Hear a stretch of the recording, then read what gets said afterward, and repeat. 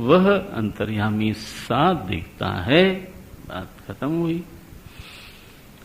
और जब यह अंतःकरणाभिमानी अंतर्यामी की ओर उन्मुख होता है, आहा, प्रार्थना के बल से, और कैसे उन्मुख होगा? इसलिए गुरुदेव कहते थे, prayer is an invoking, is not begging. सच में तो प्रार्थना connects you with the divine. जब आप प्रार्थना करते हो तो you are getting connected with the divine existence in you already.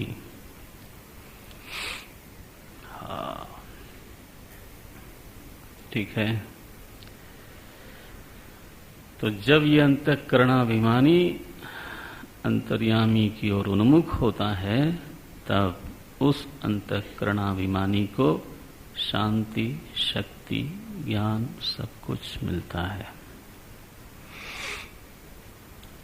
सन्मुख हो ही जीव मोहि जबहि, जन्म कोटि अघ नाश ही तबहि। देखो, ये सन्मुखता कोई फिजिकल नहीं है। कैसी है? अंतःकरणाभिमानी अंतर्यामी के सन्मुख हो तो बस।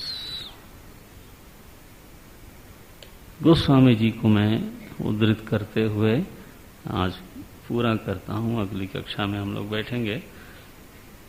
उन्होंने कहा, उपनिषद में कहा, बुद्धिम तु सारथिम विद्धि मनः प्रग्रह में वच। बुद्धि सारथी है। गोस्वामी जी ने कहा, मैं इसमें थोड़ा अमेंडमेंट करना चाहता हूं। क्या है वो? बोले, ईश भजन सारथी सुजाना। केवल बुद्धि जो अंतर्यामी से तलाक लिए बैठी है, हाँ, वह ठीक से सारथी बन नहीं सकती। इसलिए आप और मैं अंतर्यामी को सारथी बोल नहीं सकता। वो तो फिर सभी के भीतर है, तो सभी का सारथी होना चाहिए। तो उसको मैं अंतर्यामी को सारथी बोल नहीं सकता, और बुद्धि को बोलने से सेफ नहीं है। तो उन्होंने क्या कहा? ईश भजन। ध्यान रखना बच्चे लोग, यही है जीवन का असली सारथी। गोस्वामी जी ने कैसा बढ़िया इसमें समन्वय किया। ईश भजन सारथी सुजाना।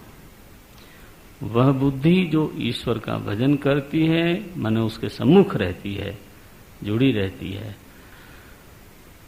उस बुद्धि में जो विचार आते हैं, इसलिए मैं उसको ऐसे बोलता हूं, भजन से अनुग्रहित बुद्धि सारथी है।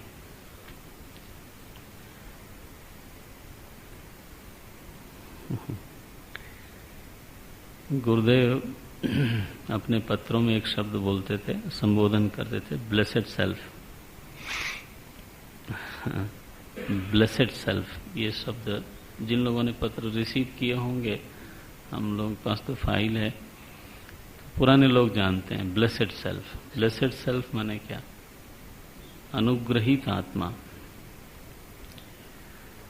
आप समझते हो, ये शब्द बहुत जबरदस्त है।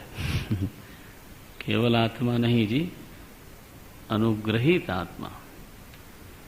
और अनुग्रहित माने भजन, जब भी आप उसके सम्मुख जाओ, अनुग्रह तो मिल ही जाने वाला है। ऐसा तो अंतःकरणाभिमानी और अंतर्यामी में इस प्रकार का एक रिलेशन हो गया। इसको बोलते हैं द्वैत भक्ति।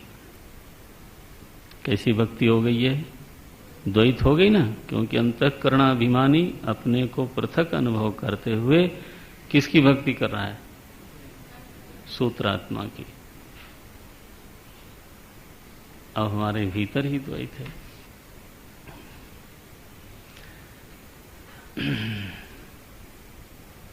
हमारे भीतर ही द्वैत हो गया।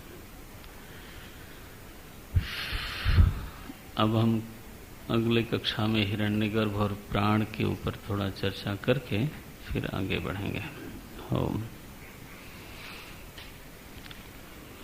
ओम पूर्णमदः पूर्णमिदं पूर्णात् पूर्णमुदच्यते पूर्णस्य पूर्णमादाय पूर्णमेवावशिष्यते। ओम शांति शांति शांति। हरि ओम। श्री गुरुभ्यो नमः। हरि ओम।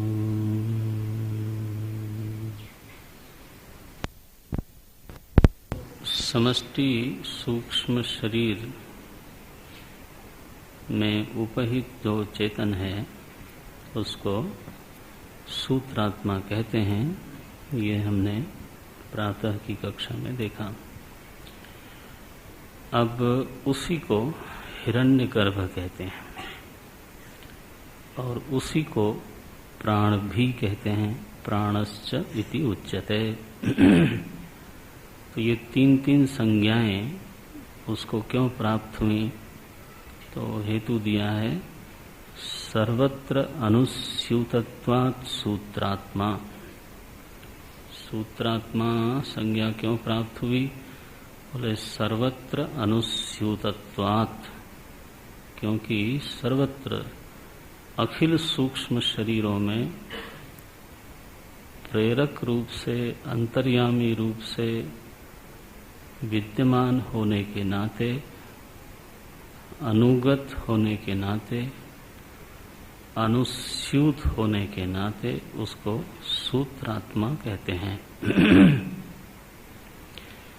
अनुस्यूत का अभिप्राय ही है कि कोई भी सूक्ष्म शरीर तद रहित नहीं है, तद सहित ही है, अनुस्यूत है। हिरण्यगर्भ क्यों कहते हैं, तो क्योंकि ज्ञान इच्छा शक्ति मत उपहितत्वाच्च, ये दूसरा हेतु है। क्योंकि हिरण्यगर्भ में ज्ञान है, शक्ति है, इच्छा है। आप देखो, ज्ञान इच्छा शक्ति मत, मत माने मतु प्रत्यय लगा है। जैसे शक्तिमत का बना शक्तिमान, जैसे वैसे उसी प्रकार से ज्ञान इच्छा शक्तिमत माने हुआ ज्ञान इच्छा शक्तिमान। तो यह जो अंतर्यामी है, सभी की बुद्धियों के प्रेरक के रूप में, सभी के बुद्धियों के पीछे बैठ के मूल्यों के नियामक के रूप में जो विद्यमान है, तो उस अंतर्यामी में आचार्य कहते हैं, वेदांत कहता है ज्ञान शक्ति है और इच्छा शक्ति भी है, शक्ति भी है। ये तीनों बातें कल नहीं परसों की कक्षा में मैंने ये बात कही थी कि अंतःकरण अगर किसी विषय को लेकर के, किसी समस्या को लेकर के जब अंतर्यामी के प्रति समर्पित होता है, उसके प्रति अर्पित हो जाता है जिज्ञासु बन करके, तो तत्त जिज्ञासा से उपहित अंतर्यामी, रिपीट करता हूं, तत्त जिज्ञासा से उपहित जो अंतर्यामी है वह तो परामर्शदाता के रूप में ज्ञान गर्भ के रूप में प्रतीत होता है, क्योंकि अपेक्षा बदल गई।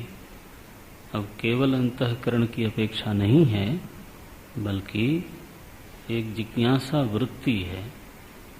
जिज्ञासा वृत्ति की अपेक्षा से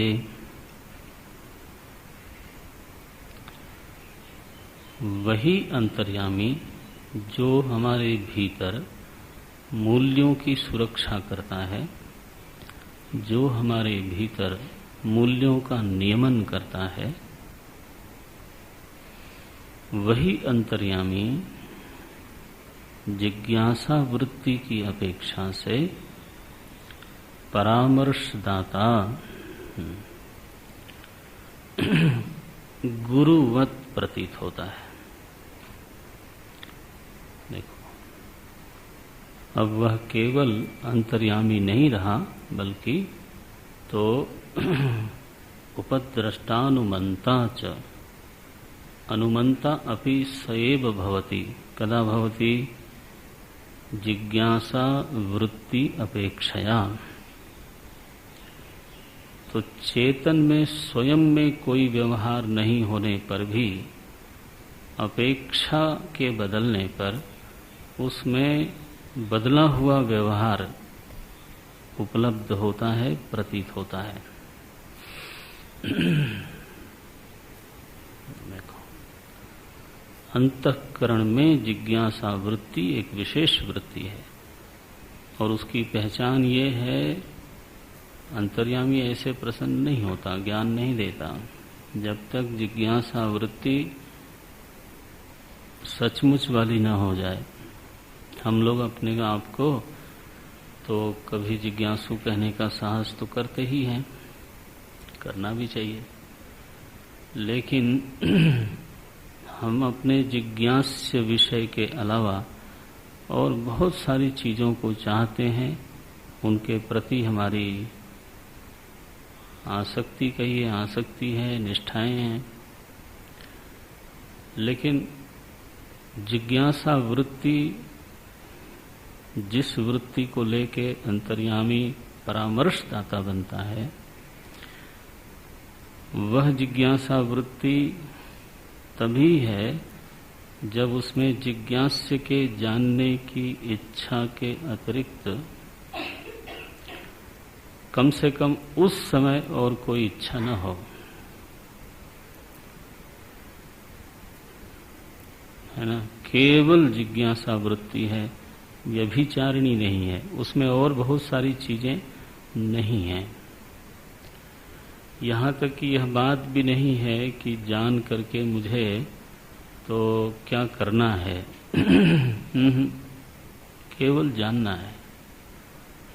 तो जिज्ञासा वृत्ति ऐसी जब बन जाती है, गाढ़ प्रगाढ़, तो कुछ अनिर्वचनीय रीति से हमें परामर्श मिल जाता है और ज्ञान का आलोक मिल जाता है। चाहे वो विज्ञान का क्षेत्र हो, चाहे वो दर्शन का क्षेत्र हो, चाहे वो भूगोल खगोल का क्षेत्र हो, चाहे वो साहित्य का क्षेत्र हो, कोई भी क्षेत्र हो। आर्किमिडीज को घनत्व का नियम अपने विचार का परिणाम कभी लगा नहीं, और दुनिया जानती है कि आर्किमिडीज ने जो घनत्व का सिद्धांत पाया, वो खोजा नहीं, है ना। खोजा नहीं वो। तो आजकल लोग बोलते हैं क्लिक हुआ। क्लिक हुआ माने क्या? क्लिक हुआ माने क्या? कि जिज्ञासा वृत्ति सतत सतत सतत पूछ रही थी, ये क्या है, ये क्या है, ये कैसा है, ये कैसे हुआ, ये कैसे हुआ, ये कैसे हुआ। सतत जिज्ञासा वृत्ति है, और इस जिज्ञासा वृत्ति की अपेक्षा से तो सैव अंतर्यामी परामर्शदाता रूपेण भासते भवति। कहते हैं आइंस्टाइन ने जो इतना बड़ा आविष्कार किया, तो वह भी उनको प्राप्त ही हुआ, वो उनके बौद्धिक व्यायाम का परिणाम नहीं था। वो कहते हैं मैं तो लिखा हुआ सा देखा, ऐसा मुझे कुछ लोग बोलते हैं। कभी मैं उर्दू में एक शेर बोलता हूँ ना, तुझे देते नहीं देखा मगर झोली भरी देखी। तो ये जिज्ञासा वृत्ति में तो 100% सही है कि किस प्रकार से वो हमारे बुद्धि के आंचल में ज्ञान के मोती डाल देता है, ये हम जान नहीं सकते। लेकिन यह बात मालूम पड़ती है कि यह ज्ञान पहले हमारे बुद्धि में नहीं था और अब आ गया है। आ गया है माने मेरी बौद्धिक क्रिया के परिणाम स्वरूप आ गया है, यह बात नहीं है। हाँ, बहुत सारे ज्ञान ऐसे होते हैं जो हमारे विचार का परिणाम होते हैं, वो एक दूसरे तरह का ज्ञान होता है। और बहुत सारे ज्ञान ऐसे भी होते हैं जो हमारे विचार का परिणाम नहीं होते, लेकिन आज वो हमारे हो गए। दुनिया यही समझती है कि ये इनका ज्ञान है, क्योंकि वो मेरे मुख से और मेरी बुद्धि में से निकलता है, तो लोगों को लगेगा कि क्या होगा, ये अमुक व्यक्ति का ज्ञान है। लेकिन उस व्यक्ति को तो मालूम ही है कि ये मेरा ज्ञान तो नहीं है, ये तो मुझे मिला है। अब निमित्त मात्रम भव सव्यसाची, तो तस्मात् त्वमुत्तिष्ठ यशो लभस्व। काम तो तुम सब करते हो, नाम हमारा होता है। ये जो भावना साधक के मन में जगती है, सच्ची सच्ची भावना जगती है, वो क्यों जगती है? इस प्रकार के जो उद्गार उसके भीतर से निकलते हैं, वो क्यों निकलते हैं? आखिर उसका कोई कारण होगा ना। यह अनुभूति ही इस उद्गार का आधार है। क्या कि मिलता वहां से है। तो सर्वेषां हिरण्यानां यो गर्भः सएव हिरण्यगर्भः। हिरण्यानाम का अर्थ क्या हुआ? तेजस्वी, मूल्यवान, कीमती।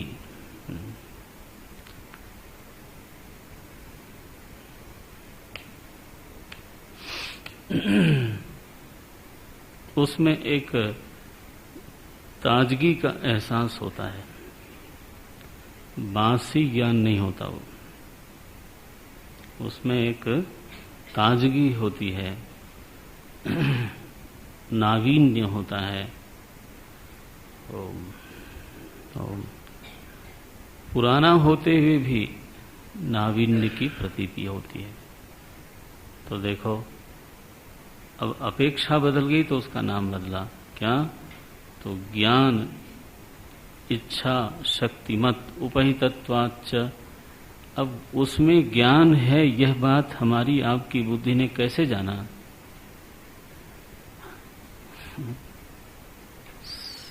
सूत्रात्मा में, अंतर्यामी में ज्ञान है, ये हमारी बुद्धि ने कैसे जाना? कैसे जाना? बातचीत करी थी या उनकी लिखी हुई कोई किताब पढ़ी थी? कैसे जान लिया कि अंतर्यामी में ज्ञान है? तो ये ऐसा ही है जैसे राधे श्याम पूछ रहे थे कि कैसे जानूं कि गुरु समझदार है। माने राधे श्याम जी के ग्रुप ने पूछा मुझे, चलो एक ही आदमी का नाम। तो जानेंगे तो आपकी बुद्धि से ही। आपकी बुद्धि को जब समझ प्राप्त होगी गुरु से, ठीक है ना, समझ प्राप्त होगी, तब आपको कहना ही पड़ेगा कि समझदार नहीं होता तो मुझे कैसे समझ देता। नारायण। तो समझ तो मुझे मिली, ये मेरा अनुभव है, तो जहां से मिली उसको समझदार ही होना चाहिए। आपका अनुभव क्या है कि मुझे समझ मिली। जो मेरे पास नहीं थी, जो मेरी बुद्धि का परिणाम नहीं है। तो अनुभव ये है कि मुझे समझ मिली, गुड। तो जहां से मिली, हाँ, उसको समझदार होना चाहिए, ये अनुमान सहज है। अगर वो स्वयं ही ना समझ होगा तो वो हमारी बुद्धि में समझ को उत्पन्न कैसे करेगा? ये तो बड़ा विरुद्ध चिंतन हुआ कि नहीं, मैं तो समझदार हो गया, लेकिन जहां से समझ मुझको मिली वो ना समझ का ना समझ। ये कैसे होगा भाई, है ना? तो जो जिज्ञासा वृत्ति उपहित चेतन है, जिज्ञासु, जिज्ञासु कौन है? जिज्ञासा वृत्ति उपहित चेतन का नाम जिज्ञासु। तो वह जिज्ञासु जब महसूस करता है कि मुझे ज्ञान का आलोक मिल गया, ज्ञान का प्रकाश मिल गया, तो इसी व्याप्ति से वो अनुमान करता है कि अंतर्यामी तो ज्ञान का खजाना है, सबकी बुद्धियों को देता है, मेरी बुद्धियों को भी देता है, मेरी बुद्धि को भी देता है। दुनिया में जिसको जहां जितना ज्ञान प्राप्त हुआ है सब वहीं से आया है। क्योंकि ज्ञान का एकमात्र स्रोत वही मालूम पड़ता है ना? तो इसलिए फिर उसको ज्ञान शक्ति मत बोलते हैं। देखो,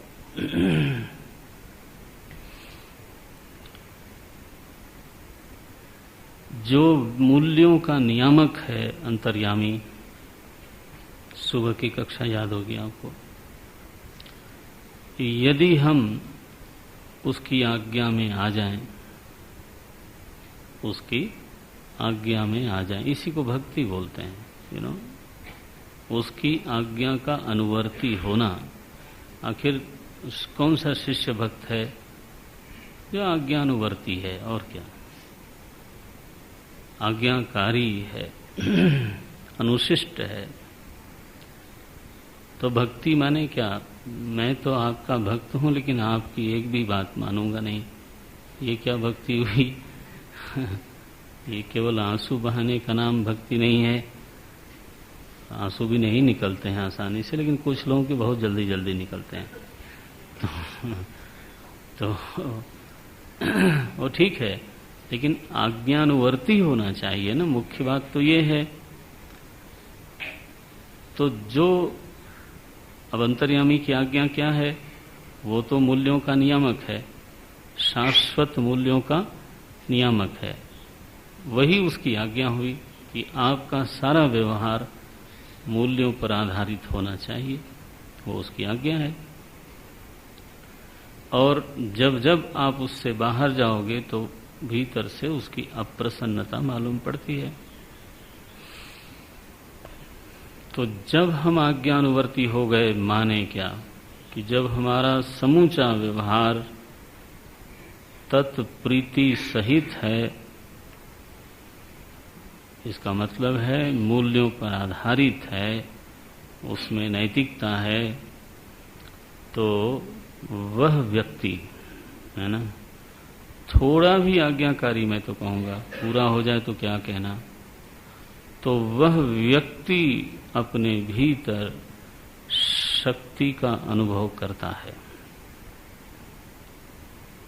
और समाज में वह व्यक्ति एक शक्तिशाली व्यक्ति के रूप में प्रतिष्ठित होता हुआ दिखाई देता है। एक साधारण व्यक्ति, केवल उसकी यही तपस्या है। मैंने कहीं सुल्तानपुर में शायद यज्ञ में एक बार ये बोला कि सारी साधना का मुझे संक्षेप में रहस्य ऐसा ही मालूम पड़ता है कि अपने भीतर तो भगवान राम की विजय करवाओ, अपने भीतर राम जी को विजयी होने दो, बस इतनी ही साधना है। हाँ, राम जी को हराओ मत। हम लोग हराते रहते हैं, वासना को जिता देते हैं और टेम्पटेशन को जिता देते हैं, संवेगों को जिता देते हैं, और बेचारे राम जी हमारे भीतर क्या करते हैं, हारते रहते हैं। हमारा अभिमान विजयी हो जाए, राम जी हारे तो हारे। तो ये असाधक की स्थिति यही है। तो अगर तो हम मूल्यों को पूरे व्यवहार के साथ जोड़ दें तो बहुत कठिन है, तपस्या है, ये आसान नहीं है। लेकिन अगर किसी मात्रा में भी अगर हम कर सकें तो उतनी ही मात्रा में जो व्यक्ति है वो बलवान सिद्ध होता है। जिस किसी में बल आया है वहीं से आया है। बोले महाराज रावण जैसे लोगों में भी बल आया, उन्होंने तो अपने भीतर राम को हराया ही हराया, तो वो बलवान कैसे बन गया? तो हनुमान जी महाराज तो कहते हैं कि नहीं, रावण में भी जो बल आया वो वहीं से आया। जाके बल लवले सते जिते हो चराचर झारी, उसी के बल से आपको बल मिला। तो रावण में कहाँ से बल आया भाई? देखो भाई, अब ये प्रसंग थोड़ा सा समझने के लिए ये कहना पड़ेगा कि रावण में जीवन मूल्य नहीं थे, ऐसा सोचना सही नहीं है। वो बहुत बड़ा विद्वान था, बहुत बड़ा भक्त था, गुणग्राही था, कला प्रेमी था। जो उसके जीवन में तो बढ़िया चीजें हैं वो सबसे बढ़िया चीजें हैं। कायर नहीं था, निर्भयता उसका स्वभाव था। मृत्यु को सामने उपस्थित देखने पर भी उसके भीतर कभी भय की एक रेखा भी नहीं चलती थी। उसको जो खलनायक, उसका जो काला पक्ष है वो इतना ही है कि वो अपनी इच्छा से इस सृष्टि को चलाना चाहता था। हम जो कभी सोचते हैं कि वो बहुत व्यभिचारी रहा होगा, ऐसा कभी नहीं था। आप पढ़ लेना और जितना अध्ययन करना हो कर लेना। वो एक वीरव्रती था, लेकिन अपनी इच्छा को समष्टि पर लादने की भूल उसकी जरूर थी। महत्वाकांक्षी था, अति महत्वाकांक्षी था। हिटलर बुरा था किस मामले में?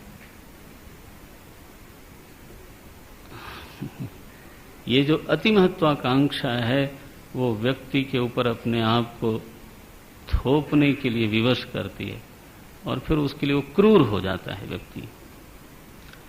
तो कई बार अति महत्वाकांक्षा क्रूरता को जन्म देती है ना? इनसेंसिटिव हो जाता है आदमी। घर में ही जो लोग अति महत्वाकांक्षी होते हैं वो घर वालों की ही भावनाओं का ध्यान नहीं करते, आदर नहीं करते, कुचल देते हैं उसको, बेपरवाह है ना? क्रौर्य आया उसमें, शौर्य तो था ही, क्रौर्य जरूर था। इतना आतंक हुआ कि चलत दसानन दौलत धरनी, ऐसा दौलत धरनी माने क्या? धरती दिल हिलती थी ऐसा नहीं, लोगों के दिल दहल जाते थे ऐसा। तो जो उसमें शक्ति का आविर्भाव हुआ वो उसका कोई और स्रोत था अंतर्यामी के अलावा, या आप स्वप्न में भी मत सोचना। तो हनुमान जी को तो कभी लगा ही नहीं। हनुमान जी ने तो सीधा यही बोला, उसी के बल के लवलेश से। तो महातपस्वी, उसका गुण देखो। शक्ति का केवल एक स्रोत है, अंतर्यामी के आज्ञानुवर्तन से शक्ति प्राप्त होती है। एक गांधी निर्बल सा प्राणी महाशक्ति को अपने देश की सीमाओं से बाहर जाने पर विवश करता है, तो आखिर उसमें ये शक्ति कहां से आई? सभी व्यक्ति ही होते हैं, लेकिन एक व्यक्ति व्यक्तियों का नेता हो जाता है। किस बल से? और सारे व्यक्तियों का बल असल में उसका बल होता है। उसकी इच्छा के नाते, उसकी इच्छा के अनुसार 100 लोगों का शरीर चलता है। 100 लोगों की शक्तियां उसकी इच्छा में अर्पित हो जाती हैं। क्यों? आखिर 100 लोगों ने उसको अपना नेता क्यों माना? डंडे के बल पे? कभी हो नहीं सकता। उसमें गुण होते हैं। डाकुओं के नेता में भी, है ना, गुण होते हैं। शक्ति का और कोई स्रोत हो नहीं सकता, यह असंभव है।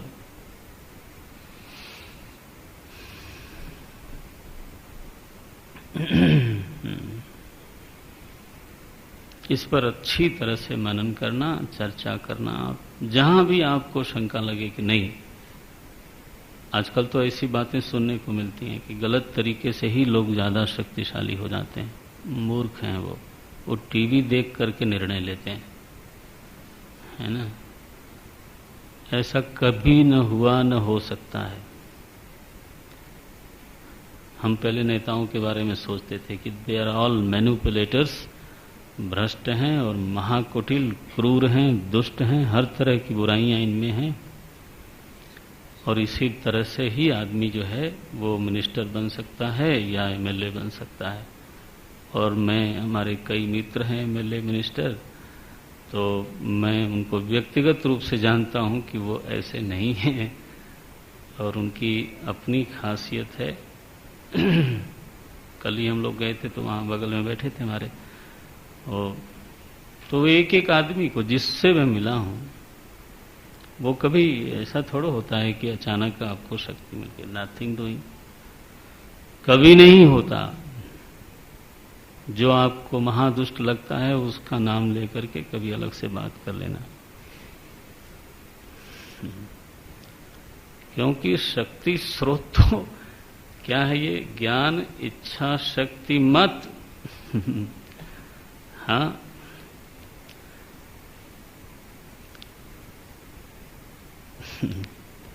ये होता ही है, यही सच है, वहीं से सबको आता है।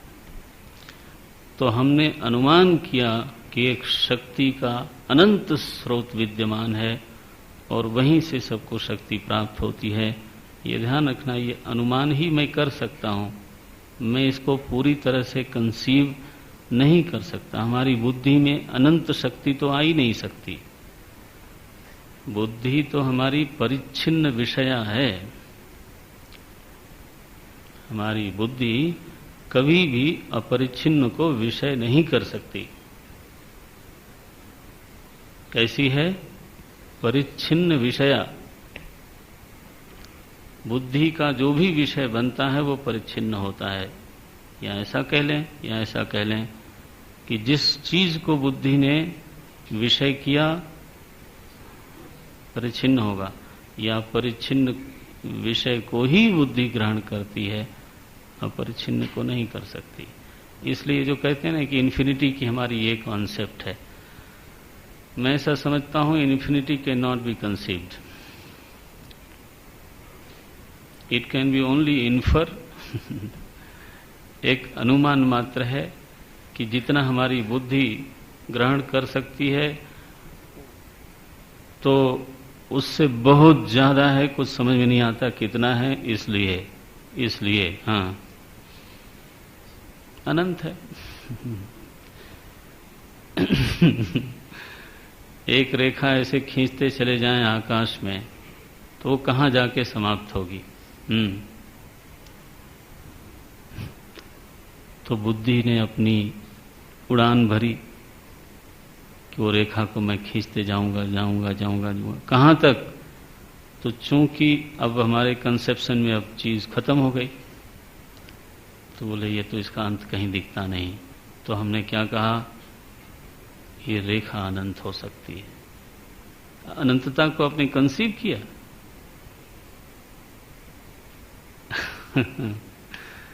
अनंतता को कभी बुद्धि विषय नहीं कर सकती। तो जब हम कहते हैं ईश्वर में अनंत शक्ति है, तो आप निश्चित जान लो कि उसकी अनंत शक्ति को हमने देखा वेखा कुछ नहीं है।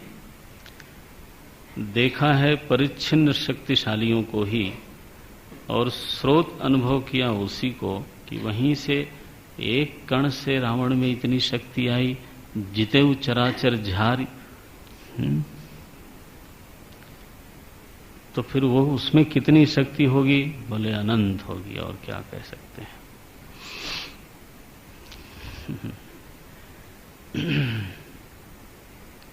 इच्छा शक्ति देखो अब क्या है, ये बड़ा विचित्र है। अब अंतर्यामी में इच्छा भी दिखाओ, अब कहाँ से दिखाएं। अभी तो वो एक अंतःकरणाभिमानी भी नहीं है, इच्छा तो कहाँ होती है अंतःकरण में। अब अंतर्यामी में कहाँ से इच्छा दिखाई जाए, बड़ी मुश्किल है।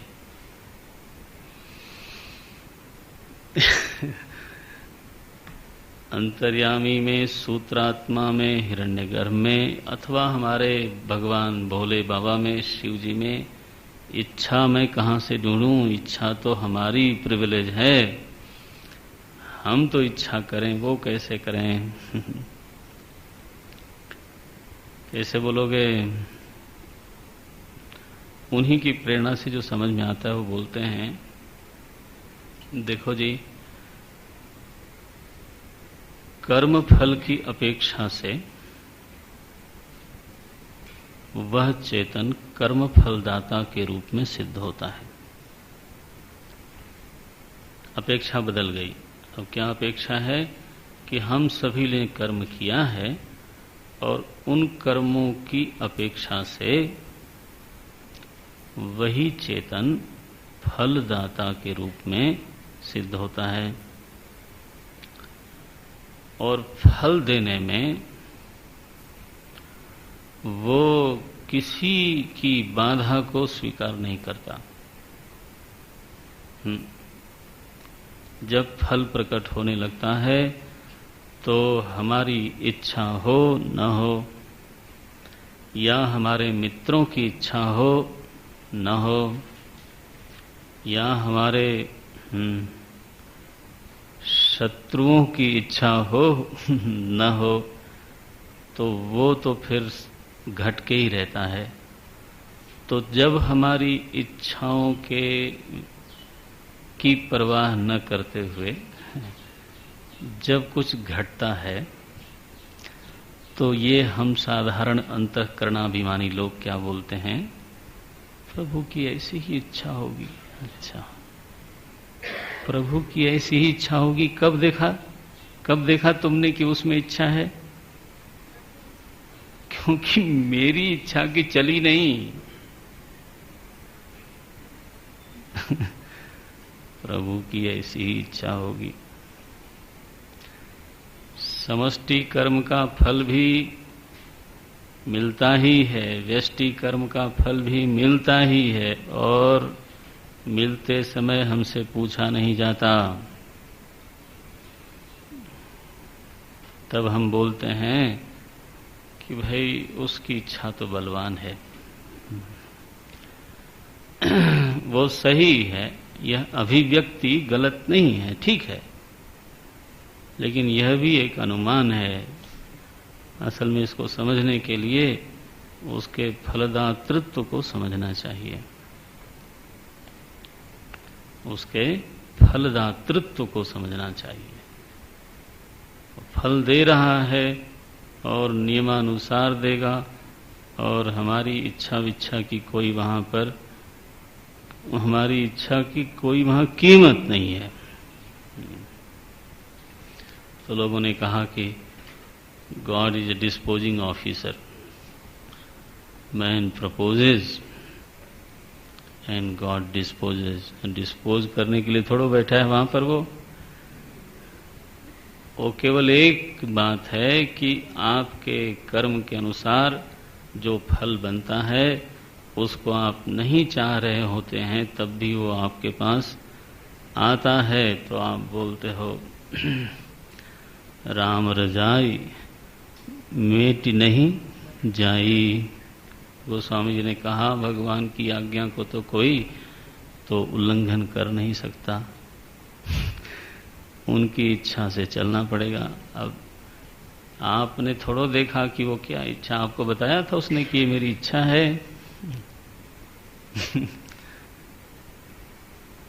और बड़ी शक्तिशाली इच्छा है। हुक्म अंदर सब कोई, बाहर हुक्म न कोई, गुरु नानक देव ने कहा। राम किन्ह चाहे सोई होई, क्या पंक्तियां हैं। राम किन्ह चाहे सोई होई, करई अन्यथा अस नहीं कोई। ये गोस्वामी जी को देखो। राम किन्ह चाहे सोई होई, करई अन्यथा अस नहीं कोई। कोई इस त्रिभुवन में ऐसा नहीं जन्मा है जो अन्यथा कर दे। तो इच्छा देखो उसकी कैसी है, जबरदस्त। लेकिन ध्यान रखना वो साहित्य है और ये व्याकरण है। बिना व्याकरण के आप कल्पना की उड़ान मारोगे तो कुछ पकड़ में आने वाला नहीं है।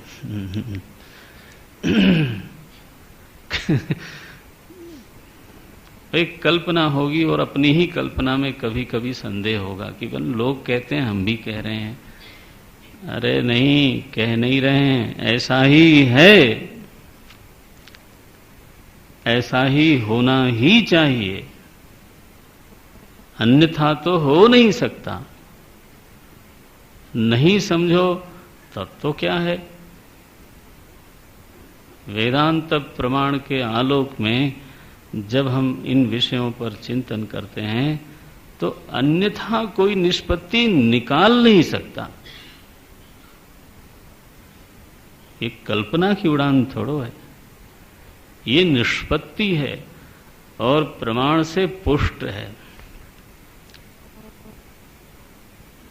ना। तो ज्ञान इच्छा शक्तिमत उपहितत्वात् युक्तत्वात् इत्यर्थ।